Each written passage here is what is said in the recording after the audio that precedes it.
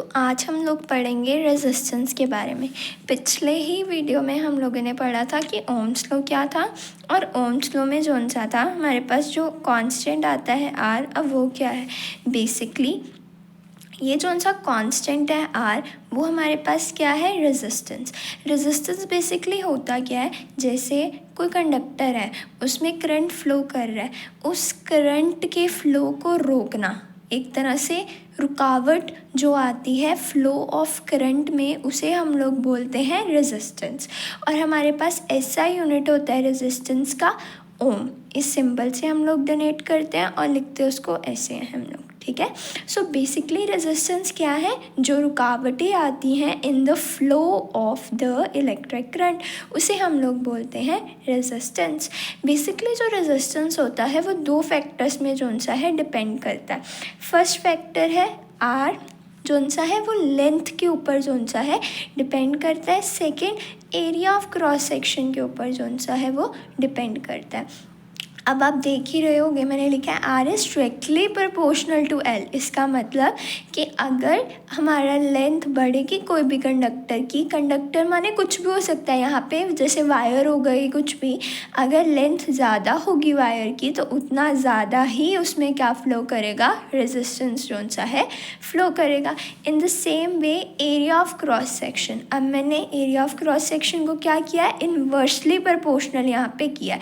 इसका क्या मतलब है कि अगर फॉर एग्जांपल मेरा एरिया बढ़ेगा तो रेजिस्टेंस क्या होगा, कम होगा वहाँ पे, और अगर एरिया जोन सा है कम होगा तो रेजिस्टेंस क्या होगा, बढ़ेगा। सो मैंने क्या किया, इन दोनों एक्सप्रेशन को जोन सा था, इन जो दोनों एक्सप्रेशंस थे इन दोनों एक्सप्रेशन को इकट्ठा कर लिया।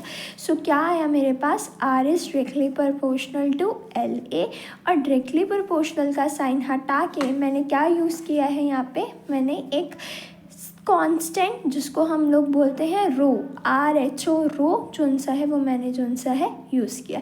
इस रो को हम बेसिकली बोलते क्या है, रेजिस्टिविटी ऑफ ए कंडक्टर।